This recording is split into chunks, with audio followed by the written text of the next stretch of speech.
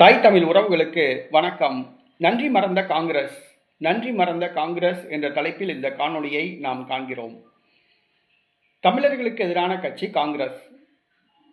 2019 மற்றும் 2024 ஆகிய ஆண்டுகளில் நடைபெற்ற பாராளுமன்ற தேர்தல்களில் இந்தியா கூட்டணியில் பிரதமர் வேட்பாளராக ராகுல் காந்திக்கு எதிராக களமிறங்கியவர்கள் அரவிந்த் கெஜ்ரிவால் மற்றும் மம்தா பானர்ஜி.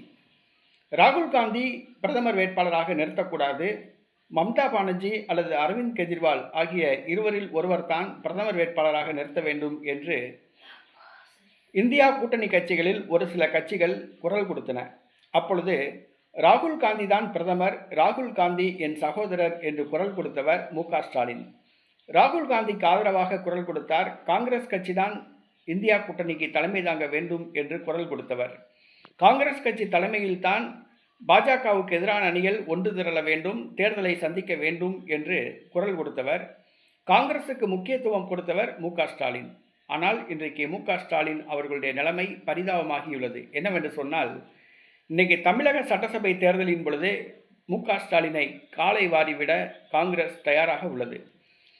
தமிழக வெற்றி கழகம் ஆட்சியில் பங்கு, அதிகாரத்தில் பங்கு என்று ஆசை வார்த்தை காட்டியுள்ளதால் தமிழக வெற்றி கழகம் பக்கம் காங்கிரஸ் சேர்ந்தால் ஆட்சியில் பங்கு பெறலாம், அதிகாரத்தில் பங்கு பெறலாம், துணை முதலமைச்சர் பதவி பெறலாம், 28 பாராளுமன்ற உறுப்பினர் பதவி பெறலாம், 30% உள்ளாட்சி பிரதிநிதிகளில் வெற்றி பெறலாம் என்று காங்கிரஸ் கனவு காண்கிறது. காங்கிரஸில் பெரும்பாலானோர் தற்பொழுது தவேகா பக்கம் விரும்புகின்றனர். தேசிய தலைமையோ ராகுல் காந்தி எந்த ஒரு முடிவெடுக்காமல் உள்ளார். பிரியங்காவோ திமுக கூட்டணியிலிருந்து காங்கிரஸ் வெளியேற வேண்டும், காங்கிரஸ் தமிழ்நாட்டில் உயிர் பெற வேண்டும் என்று சொன்னால் தவேகாவுடன் இணைந்தால்தான் உயிர் பெற முடியும் என்று உறுதியாக உள்ளார்.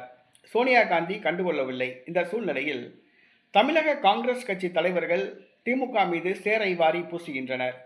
மாணிக்கம் தாகூர், பிரவீன் சக்கரவர்த்தி 2 பேரும் திமுக செய்த தவறுகளுக்கு காங்கிரஸ் பழி போட முடியாது, காங்கிரஸ் மீது பழி போட முடியாது என்று வெளிப்படையாக திமுகவுடைய ஊழல் ஆட்சியை படம் பிடித்து காட்டுகின்றனர்.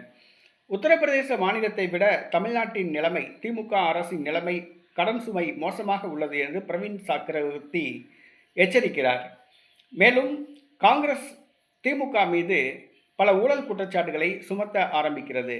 மேலும் இதுவரை தாங்கள் திமுகவுக்கு ஆதரவு தெரிவித்தோம், இந்த முறை எங்களுக்கு ஆட்சியில் பங்கு வேண்டும், அதிகாரத்தில் பங்கு வேண்டும் என்று கோரிக்கை வைக்கின்றனர். 2006 திமுக 100 தொகுதிகள் கூட வெற்றி பெற முடியாத போது தாங்கள் கூட்டணி ஆட்சியில் உறுதியாக இல்லாதது மிகப்பெரிய தவறு என்று மாணிக்கம் தாகூர் சுட்டிக்காட்டுகிறார். திமுகவுக்கு எதிராக மாணிக்கம் தாகூர் போர்க்கொடி தூக்கியுள்ளார். இனிமேல் தேர்தலில் தான் போட்டியிட மாட்டேன் என்றும் கூறியுள்ளார். காங்கிரஸ் வெற்றிக்காக அவர் முழுமூச்சமாக செயல்படுகிறார். ஆனால் தேசிய தலைமை, தமிழக காங்கிரஸ் கட்சி தலைவர்கள் திமுகவுக்கு எதிராக பேசுவதை கண்டுகொள்ளவும் இல்லை, கட்டுப்படுத்தவும் இல்லை. திமுகவுக்கு எதிராக பேசவிட்டு வேடிக்கை பார்க்கிறது. அதுதான் உண்மை. இந்த சூழ்நிலையில் 70 நாட்களாகிவிட்டது, இன்னும் பேச்சுவார்த்தையை திமுக தொடங்கவில்லை என்று மாணிக்கம் தாகூர் நேற்றைய தினம் குற்றம் சாட்டுகிறார். இந்த முறை மதுரை வடக்கு தொகுதியை வென்றே தீர்வோம் என்று கோரிக்கை வைக்கிறார். கடந்த முறை திமுக போட்டியிட்டு தோல்வி அடைந்த தொகுதிகளை எங்களுக்கு கொடுங்கள், நாங்கள் வெற்றி பெற்று காட்டுகிறோம் என்று சவால் விடுகிறார். ஆக திமுக தங்களால் தான் ஆட்சியை பிடித்தது என்றும் கூறுகிறார். தாங்கள் திமுக கூட்டணியில் இல்லாவிட்டால் திமுக ஆட்சியை பிடித்திருக்க முடியாது என்று குற்றம் சாட்டுகிறார். ஆகவே தமிழக காங்கிரஸ் கட்சி தலைவர்களை பேசவிட்டு ராகுல் காந்தி வேடிக்கை பார்க்கிறார். தற்பொழுது ராகுல் காந்தி நன்றி மறந்து விட்டார். பாராளுமன்ற தேர்தல்களின் பொழுது ராகுல் காந்தியை தூக்கி பிடித்த மு.க. ஸ்டாலினை இப்பொழுது தூக்கி எறிந்து விட்டார் ராகுல் காந்தி. தற்பொழுது மு.க. ஸ்டாலினுக்கு எதிராக அவர் அமைதியாக உள்ளார். பிரச்சனைகளை வேடிக்கை பார்த்து கொண்டிருக்கிறார். மு.க. ஸ்டாலினுக்கு ஆதரவு கரம் கொடுக்க மறுக்கிறார். இன்னும் ஒரு சில நாட்களில் திமுக கூட்டணியை விட்டு காங்கிரஸ் வெளியேறலாம். காங்கிரஸ் வருகிற சட்டசபை தேர்தலில் திமுகவை காலை வாரி விடலாம் என்று கூறப்படுகிறது. இது திமுகவுக்கு இழைத்த துரோகம் என்றுதான் சொல்ல வேண்டும்.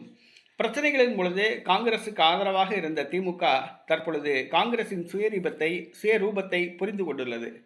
காங்கிரஸ் ஒரு துரோகி கட்சி என்பதை பொதுவாக புரிந்து கொள்ள வேண்டும்.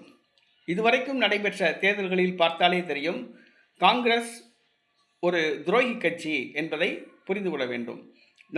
நம்ப வைத்து கழுத்தறுக்கிற கட்சி தான் காங்கிரஸ். அதுவும் குறிப்பாக காங்கிரஸ் தமிழர்களுக்கு எதிரான கட்சி என்பதை திமுக புரிந்து கொள்ள வேண்டும். 2009ஆம் ஆண்டு இலங்கையிலே யுத்தம் நடைபெற்ற பொழுது தமிழீழம் அடையும் கனவை சிதைத்தது காங்கிரஸ். விடுதலை புலிகள் அமைப்பை அளித்தது காங்கிரஸ். 1.5 லட்சம் தமிழர்களை கொன்று குவித்தது காங்கிரஸ். இதை திமுக புரிந்து கொள்ள வேண்டும். ஆக தமிழர்களுக்கு எதிரான ஒரு கட்சி, ஒரு மிகப்பெரிய ஒரு தமிழ் இனத்தையே அழித்த கட்சி காங்கிரஸ் என்பதை புரிந்து கொள்ள வேண்டும். காங்கிரஸ் தமிழ்நாட்டுக்கு எதிரான கட்சி, தமிழர் நலனுக்கு எதிரான கட்சி, தமிழர்களுக்கு எதிரான கட்சி என்பதை திமுக புரிந்து கொள்ள வேண்டும்.